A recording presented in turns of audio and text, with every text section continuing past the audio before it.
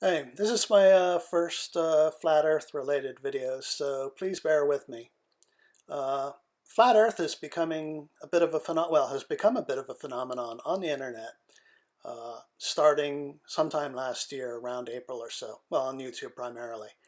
Now here you see a time lapse of the moon coming up in the Taurus constellation from in November.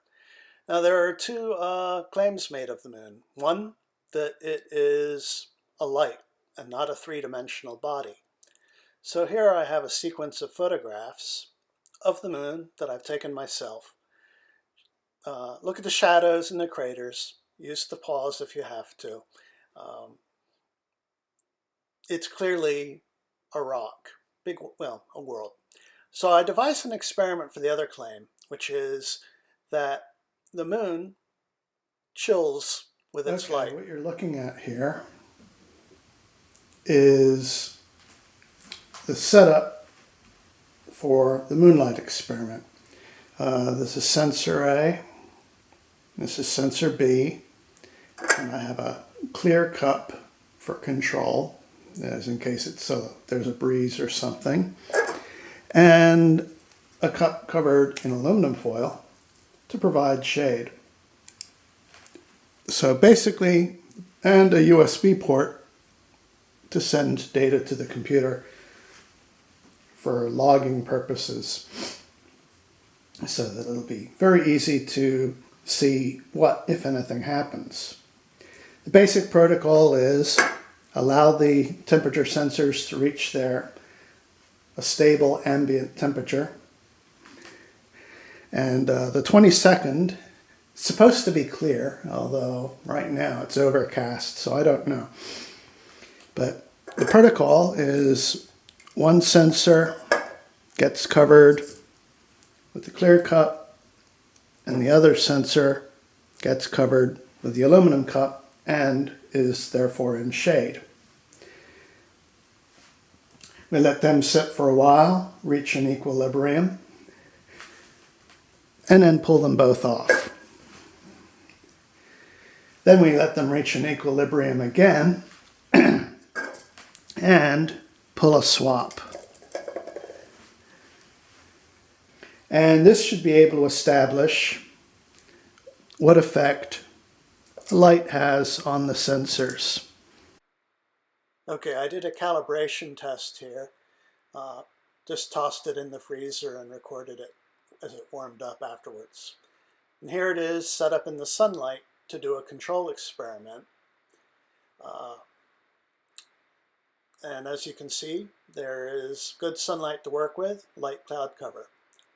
Now here you can actually see where I covered up sensor A as its temperature dips, and B.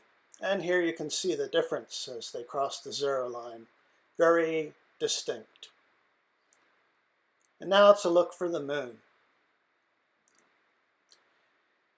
As you can see, I've got some cloud cover to contend with, but not a lot.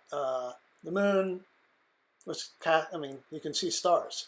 The moon was casting a distinct shadow, although try and photograph a shadow with a flash. Can't do it.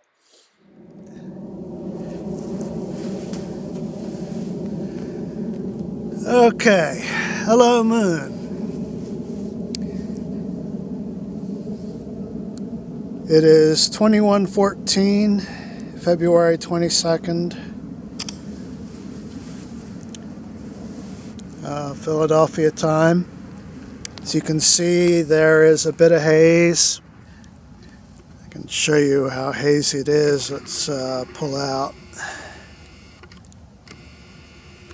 You can see it's a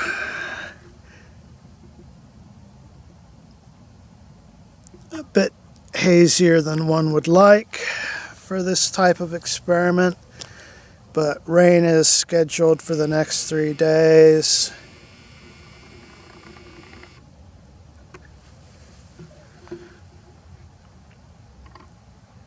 So I gotta work with what I've got.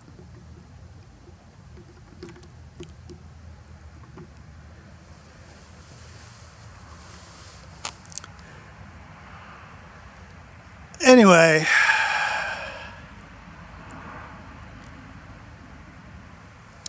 I've taken the apparatus inside, recorded the data. I'll throw it into numbers and see what kind of results I've gotten. As I'll explain in the full video, I did a calibration run, which involved chucking the stuff in the freezer, letting it get cold, and then hooking it up, watching it warm up. And I did a sunlight test where I did the experiment, but in sunlight, to confirm that the temperature sensors would at least actually respond. And they did. So I'll be showing that. By the way, this is not the movement you're seeing is not the camera moving on the tripod. It is the relative motion of the camera and the moon, and the tripod and camera are stationary with respect to the Earth. So make of that what you will. And as you can see, the data shows nothing. In fact, the lines are further apart than I'd hoped for, and they trend closer together, but I'm getting a negative result here. No effect from the moonlight whatsoever. And here you can see the tripod and the equipment. That's sensor A covered and sensor B covered. So there you go. My final conclusions are, quite simply, that the moon, by direct observation, is a rocky world, and moonlight does not cool things down. So I think we can dispose of both of those ideas. If you disagree, feel free to comment. And I should also point out, look in the video information section. I have a link to all the data, including the source code used on the Arduino for the Arduino IDE, so that you could reproduce the experiment. The temperature sensors used were TMP36 models. The data sheet for the temperature sensors is also included in the download, as are the images of the moon used in this video. So you will be able to take a closer look at them, and the EXIF header information of the images has exact time and date for when the pictures were taken. So that is all. Have a good night, evening, day, whatever.